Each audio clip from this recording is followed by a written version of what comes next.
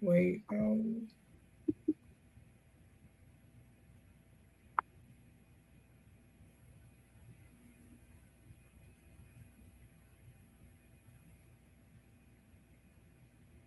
7, 6, 5, 4, 3, 2, 1. Hi, it's Bronwyn, and we're back with another Black Mental Health is Black Health. Yes, I'm the Black Couch Therapist, and I always say I'm here to help you become a better you. But we always start off with some deep breaths because who knows what your day has been like. So we're going to take some deep cleansing breaths before we get started. And this is a heavy topic, so you're going to need some breathing. We might need it too. So let's get started. We'll take deep cleansing breath in through your nose, out through your mouth.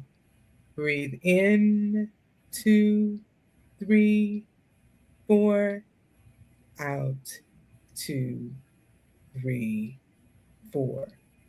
In, 2, 3, 4, out, 2, 3, 4. One more. In, 2, 3, 4, out, 2, 3, 4. How was that breathing for me, you, Carmela? Oh, it's breath work is always it's the grounding force. Yes. Makes you feel good, just relaxed. You Awesome. call yourself back in, ground. Yeah, it's good. Yes. Awesome. Well, I always ask my guests to introduce yourself and tell us something cool about yourself. So I'm asking you the same thing. Uh, um, my name is Carmela Walker. I am in Center for Social Justice Work, and I love to hug trees. Oh, a tree hugger. All right. Okay. Love it. Well, tonight I invited Carmela on because she has, well, just so much information. And I Mhm. want us to look at our political climate. And we probably will not get to all we have even thought we'd talk about. But I want to begin by just looking at some of the legal things that are going on here in the state of Texas. And even if you're watching outside of Texas, these things are going on similarly in your states. And if they aren't there, they might in the future. So there's so many things that affect us. And something I know we all can be concerned about is healthcare. Now, I know you do advocacy work and you know about maybe changes in healthcare legislation that might impact people. What do you know about some healthcare? Something that might impact us. I will tell you that right now, here, well, the state of Texas is pivoting. SNAP and Medicaid are potentially going to be an anomaly if we don't Mm. stand for justice and stand for equity. Right now, the state of Texas is pivoting to place $824 million in the laps of taxpayers. So, yeah, anywhere from 709 to about $824 million, and that's as a result of admin errors. And then it's an additional 117 million that will be attached to it. So Uh, how does this impact SNAP and Medicare? Is taking that money out of it? Well, that means that we would, the federal government won't be helping to support, or the state of Texas won't either. It'll be on taxpayers in Texas. And, Texas tends to be somewhat of a proxy for other states to follow Mm-hmm. as it relates to conservative policy. Mm-hmm. So it's an opportunity to earmark this information, and some of the reasons why we're so hot on folks getting out to vote, because we understand the gravity of where we are and what it is, and not approving benefits will disproportionately affect our Houston residents. And when we're talking about health disparities, we're talking about access, and that's just for basic care, right? We're talking about out of pocket cost potentially, and this will hit January of 2027. So we have to be on the lookout. Right now, I know where I'm working, we are actually signing folks up for marketplace insurance, but that's no guarantee. I just think that we have to implore on our lawmakers who are at the helm of policymaking that it is imperative. And I think there were about 75 legislators in the Texas biennium, the 89th legislative session, that, they were fighting for this. Boris Miles, Senator Molly Cook. There were a bunch of folks that were really at the helm of introducing legislation. We had about 11,000 pieces of policy actually for during the last biennium. So, I mean, it was a lot to filter through, but the most important would be, healthcare, elections, the appropriations bill in terms of what's being allocated from a budgetary perspective for Texas residents. So I'm going to restate it and make sure I have it, and then we'll make sure everybody gets it.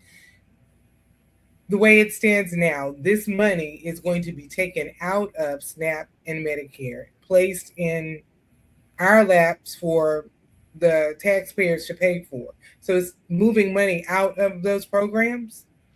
Yeah, well, actually, the Health and Human Services Department is actually, I would say that there is a potential fold of 16 programs, and those programs will move under the Department of Information Resources.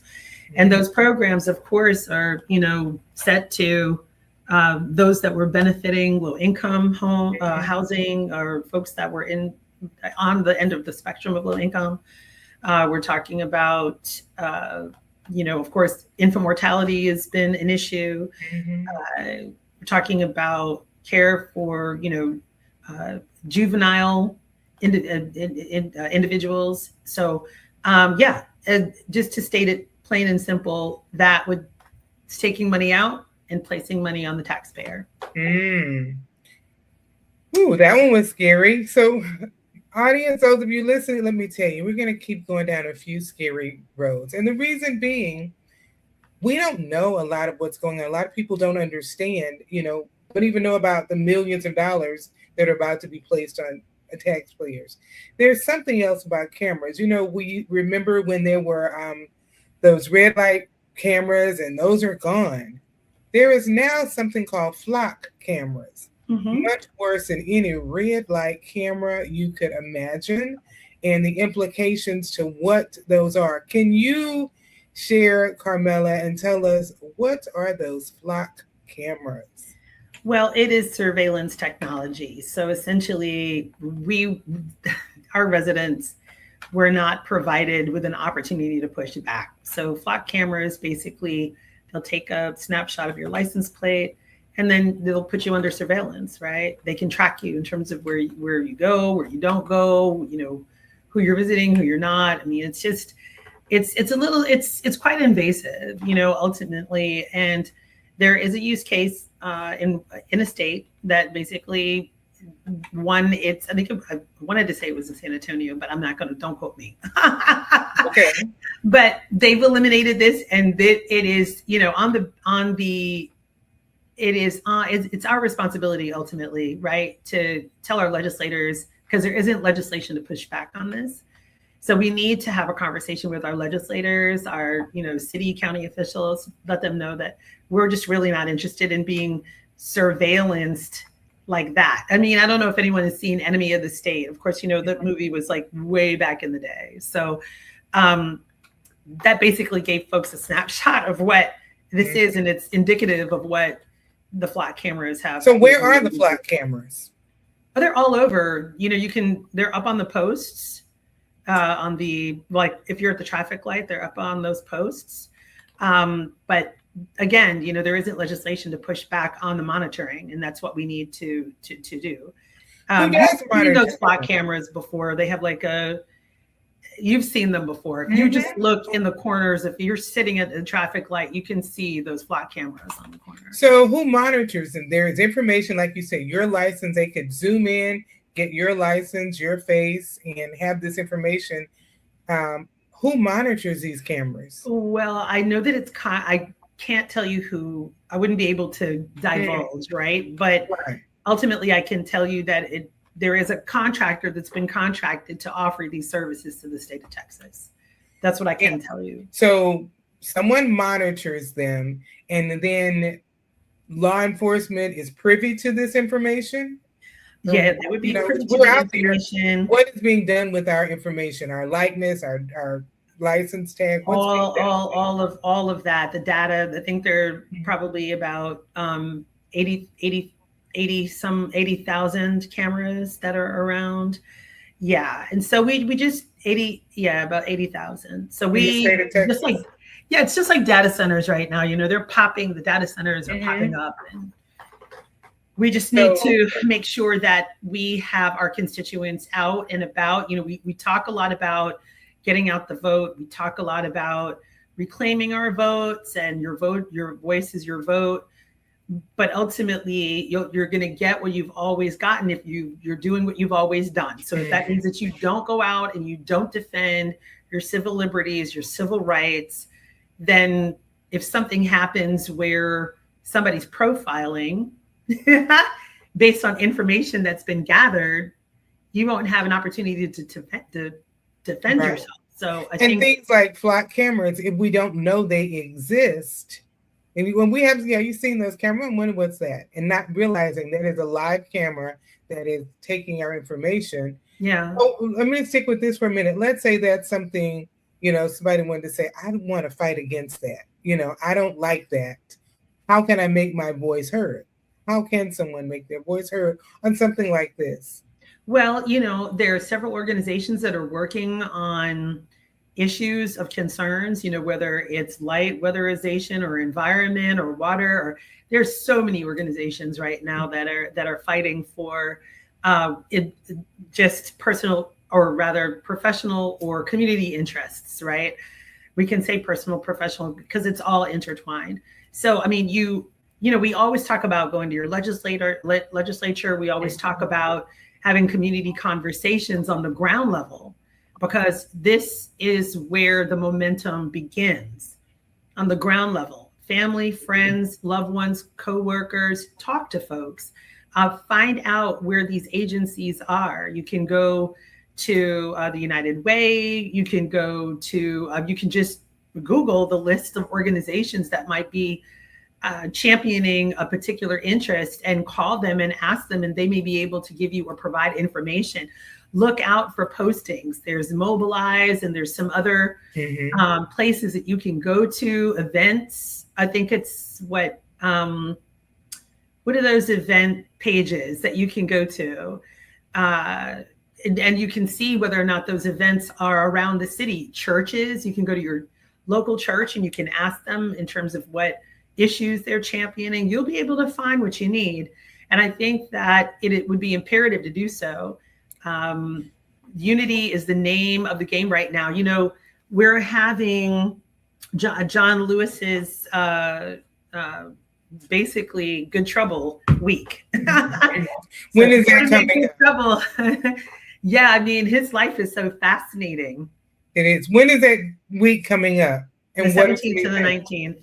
17th. And what are some events? If that's next week, 17th. Oh, there are plenty of events. Yeah, there's going to be a Good Trouble event. I would have to get the information. I see all of this is just coming off the dome. So there are a lot of events coming up. And I know you post on Facebook, so I can provide that information to you, but Common Cause will have a talk back. We're going to show the John Lewis film, and that's going to be, and I'll give you the address. It'll be at Edwards Greenway Grand Palace. That's 3839 Westland Street. And that's in Houston for all of those, but there will be some Good Trouble events across the country. Yeah, there will be. And also, if you go on to, I think the Houston Area Urban League you can actually take a photo or a film, and you can say why you want to start Good Trouble or why you want to participate in making Good Trouble. There is so to that end, those are specific to Houston, but I would recommend wherever you are, we do need to get into some good trouble, and begin to look at things where they are and think about what we can do, how we can make a change. And one of the things we talked about just a moment ago, the flock cameras, the changes in healthcare. It's easy to sit back and say, man, things are really bad. They are. And they will remain bad if we don't make our voice heard. And I've got to say, I hear so many people, and I know you hear it too. My voice doesn't matter. My vote doesn't matter. Well, collectively, they do. But it takes one by one by one by one by 1,000 to make it count. So, yes, we do have to create some good trouble. I told you tonight is about, we're telling you some stuff you need to know. It's not pretty. I'm going to go down. I've got one or two more things I want to mention. And one is, have there been any change? No, before I talk about voting, in Houston, I believe it's Harris County, there is this ordinance that has to do with air. Now, for those of you who are not in Texas, who are not in Houston, you don't know what hot is. And Houston's hot. I'm in Dallas now, but I'm from Houston. The Houston hot and the Dallas hot are very different. Houston hot is humid, is hot. So there is an ordinance that has to do with air conditioning. I'm going to let you explain it because I do not want to misquote, because to me it's horrible. So can you tell us about that? Because we need to understand, and let me say this, even though it's happening in Harris County, that can be the prototype for anywhere else. If it goes there, just because you're not in Harris County, just because you're not in Texas, if this flies, it could have implications, large implications. Tell us. Yeah, so I mean, ultimately, this particular ordinance is it's an air conditioning ordinance championed by Councilmember Salinas, who is in at-large city county position, at-large position 4. Essentially, what the ordinance does is it provides the owners to be exonerated from offering air conditioning to at least 20,000 residents. Exonerated in terms of if an apartment building or if an apartment has a screen, then the owner is actually exonerating from having to provide air conditioning to a resident. That's essentially what it is, bottom line. So if I'm ready, let me repeat it because it sounds so ugly to me. Let's make sure. I'm hoping I don't hear you right. Because what I hear is this. If I'm renting a property, I'm renting an apartment, and I guess a house or an apartment, I'm renting, and the unit I am renting has screens on the windows. The owner does not have to provide air. The screen on the window is all the air I need. Is that what I hear you saying? That is correct. So, I mean, they're exempt from having to provide it, but we need to be able to update this ordinance and change the course. So, I mean, if we're deserving, again, it's 110 degrees outside on a given day. A good day. Right. So I think it would behoove our folks to get out there on July 28th, get to the city and have a conversation. So this ordinance is already on the books, and the idea is to get it off of the books, or? The idea is to change the ordinance. It's antiquated. So it's been there. Sure that there are 20,000 rental units that have air conditioning. Mm-hmm. Yeah. So even with this, if your air conditioning goes out, they wouldn't have to fix it because the ordinance says I don't have to give it to you if you have a screen, right? And who's telling which way the wind will blow? It's not enough wind's gonna blow if you don't have air. for real, and so of course it affects Black and brown communities, right? Disproportionately, right? Who lack air conditioning, and there's extreme heat. So we need to amplify this. There are about 7,600 cases of related illnesses based on not having air conditioning. Yes. There have been deaths related to not having air conditioning. Absolutely. Because can you imagine how that impacts your mental health though, Ms. B? My gosh. People talk about being hangry. Well, be hot. That's another kind of hangry. I'm hangry because I'm hot angry. Heat miser hot. Heat miser. I can't function. You don't think straight when you're too hot. You don't breathe right when you're too hot. You can't eat properly because you're just too hot. it impacts every area of your life. It's inhumane to even say that this is something, to me anyway, it's inhumane to say that this is even a discussion. But yes, it would definitely impact your mental health Yeah, because I your mean, children I'm not, can't, I, your I'm physical gonna, and mental health. absolutely, and I'm going to say that on a given day, and I've said to people just at random, can you imagine what our ancestors went through? I mean, we created the porches, right? We did that, right? But can you imagine? This is a luxury, and that luxury has been afforded to us, and we pay taxes. That's another thing. Mm-hmm. We've actually given and are invested in the economy, and so Mm-hmm. if we're investors in this economy, then we deserve to have Yes.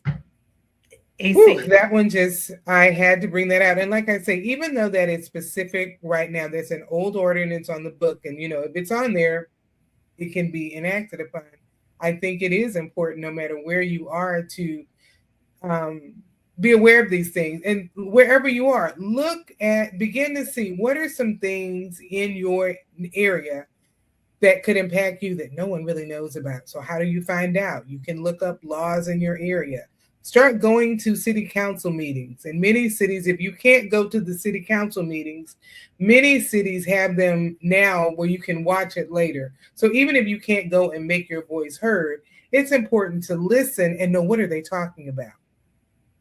You know, if there are county court district meetings if you see signs in your neighborhood that says, I know up here when I'll see signs there's going to be a meeting about, a variance to an ordinance.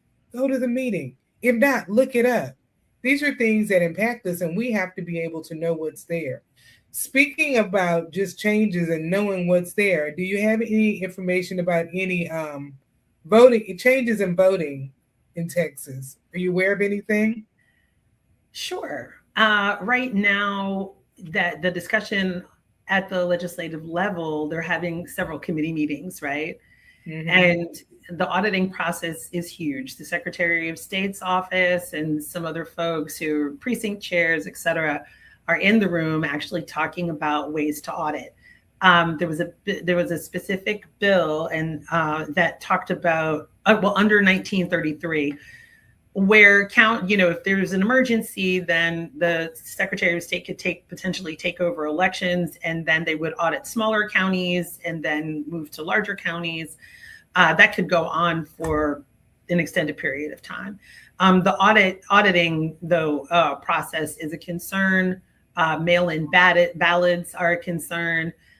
Just recently, the U.S. District Judge actually shot down a measure where the president wanted to place barcodes on envelopes.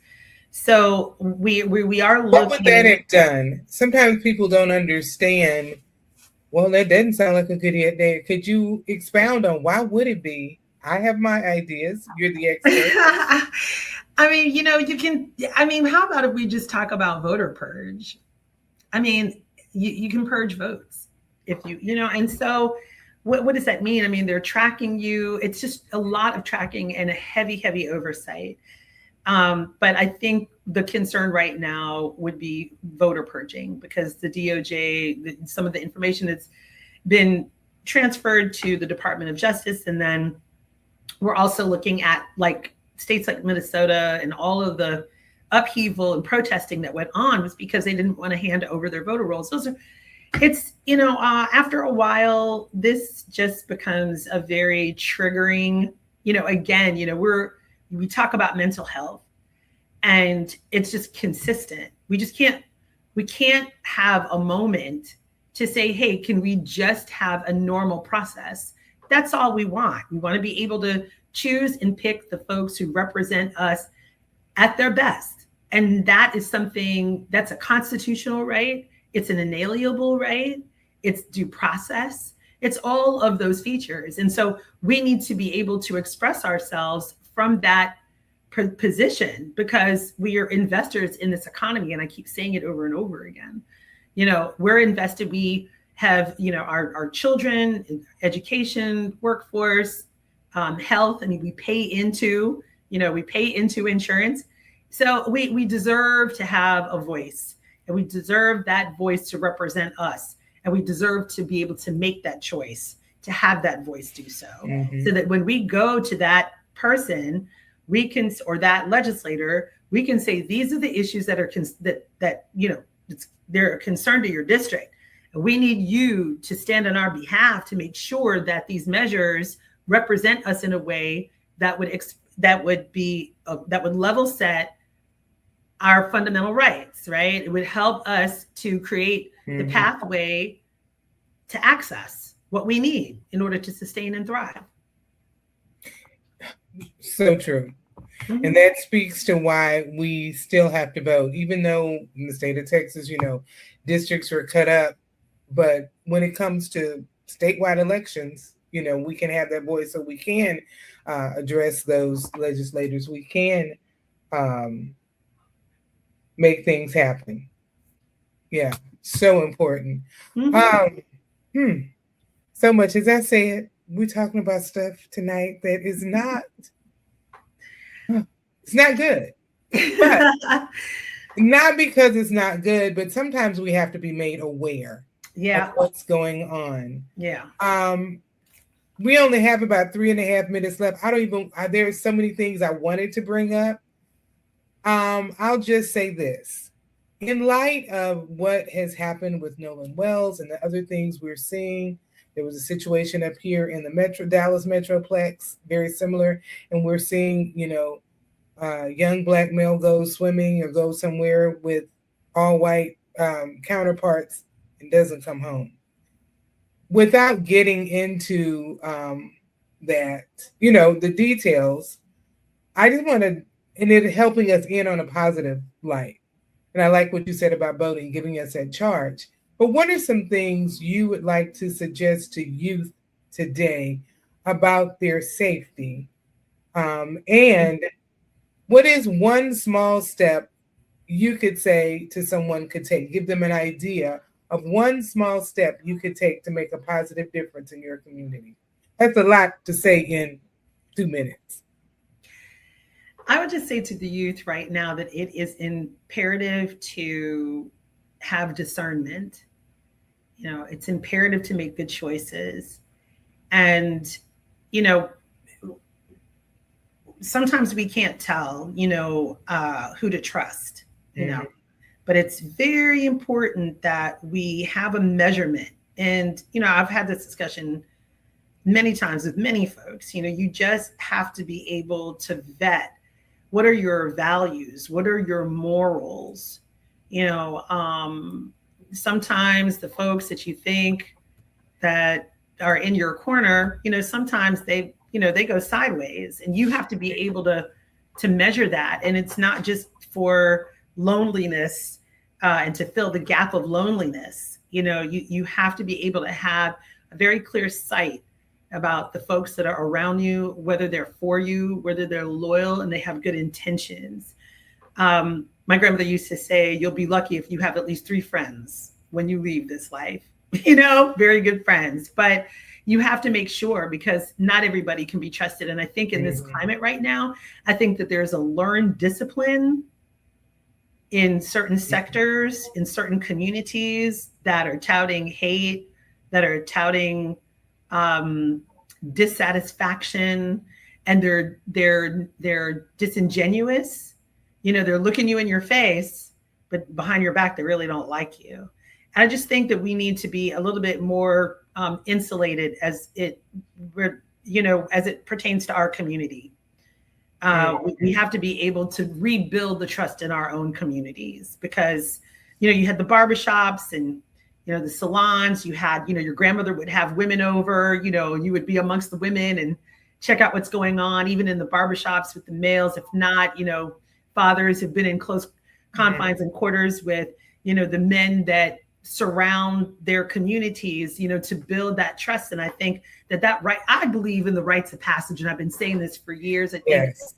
I think our youth need to go through a rites of passage to understand, right? There's a creative area that I think that we need to lean in on and rejuvenate that, revive that area.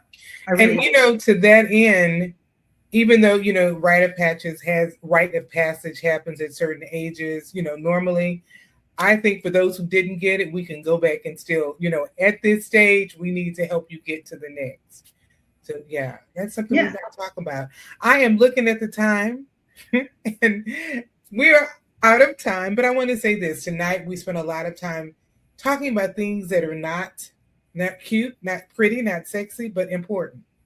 And my goal tonight was to say, here just a snapshot of a few things that are going on right now in the state of Texas that are not pretty. But if we're not aware of them, they can overtake us. So I always end the show with a call to action. My call to action tonight is be aware. Whatever city, county you're in, go look and see what are some things that are on the books. Watch a couple of city council meetings or read some city council notes so you know what's going on. And I always end with vote, vote, vote. Be an educated voter. And tonight was ways to help you be educated. So thank you, Carmela. I'll have you back on again because there's so much more we can talk about. Absolutely. Thank you so much for having me, Miss B. This was great. I really appreciate it. Thank you. Awesome. Thanks for coming.